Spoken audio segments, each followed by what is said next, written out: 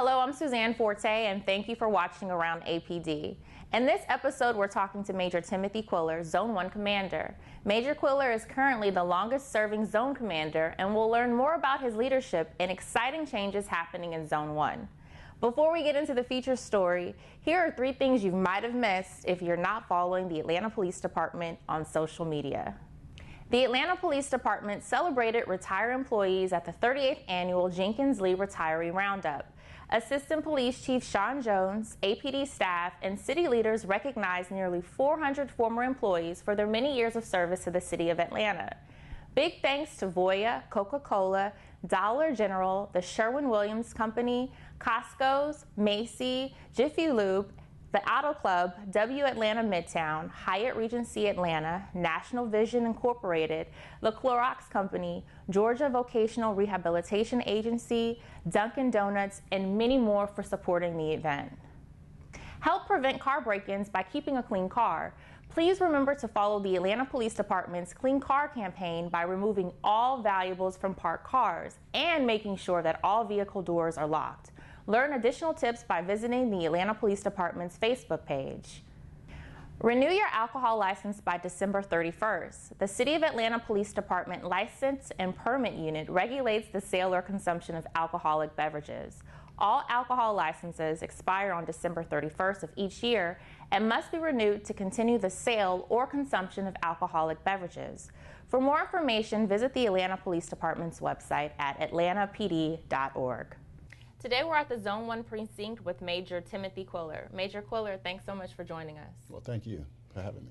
So we're in the Zone 1 precinct. Can you tell us more about the area and some unique or interesting facts that our viewers may not know?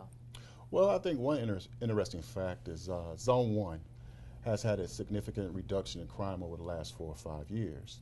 One thing we did receive was the COBRA Crime Reduction Award in 2013 and 2014. For the work and the efforts of our police officers within the zone. And you're one of the longest serving commanders, and especially in Zone 1. So you've been the major for about 4.5 years, but in addition to that, you served as a sergeant and the lieutenant in Zone 1. Can you share with us some of the significant changes that have happened throughout the years in Zone 1? Yes, one of the significant changes is that the community involvement and community engagement. What we try to do out in Zone 1, we try to get our officers engaged in the communities and become part of the communities. Going to community meetings, we have everybody assigned to a community meeting that's a supervisor, a sergeant, or a lieutenant. We make sure that we are attentive to their needs. If someone calls in this office, we want to be very responsive. We want to provide a good service to our community. And so community service, there's a lot of good things that are happening in Zone 1, especially English Avenue. Can you tell us more about DMI, or the Drug Market Intervention Program, and what that means for English Avenue? DMI is a program where the United States Department of Justice, the GBI, FBI, ATF, City of Atlanta, we got together and we focused on individuals who were always in our community causing problems, selling drugs, violent crimes. So what we ended up doing is we got together, we came up with a plan, and we started focusing on those little markets throughout English Avenue. We ended up concentrating on about 25 or 35 people during this initiative. Not only did we concentrate on them as far as the drug enforcement, but we also, once we developed cases on them, brought them to the Department of Justice, we also provided them with social services.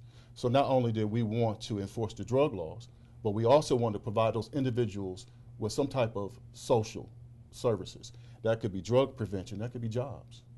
And I think it's a good thing because now we're hearing from our communities that there's a reduction in violent crimes, the reduction in the sale of drugs on the streets. So now the neighborhood is coming together. They're focusing in on these areas and they're bringing change to it. And you're very active, but you also do a lot of things for your officers. So last week you did Officer Appreciation where you recognized some retired officers. Are there some other events that you're planning? Well, after the Officer Appreciation luncheon, we got good reviews on it. And they're asking, what can we do in the near future? So one of the things I thought about, I know that we have programs during the Christmas time where we shop for community members' kids, we provide toys. But I think it's time that we start concentrating on our families as well, because a lot of the supervisors and the officers brought their families to the events. And so I thought it would be a good thing to shop for a cop this year. So I've already talked about it, and I think that we're going to go ahead and partake in it. Major Quiller, you're very active in the community. Are you also active on social media? Yes, I also have a Twitter account. And what's your Twitter handle? @QuillerTim. And what kind of information are you providing? Well, anything dealing with the community. If I go to a community event and I want to promote that event, or prior to that event, I will promote it. Any type of speaking engagement, if the Officer Appreciation Day, I've Twittered that. Anything that I see is important and I want somebody to see what we're doing in Zone 1, I will tweet it. Thank you for watching Around APD. Be sure to subscribe to the Atlanta Police Department's social media channels to learn more about department events and happenings.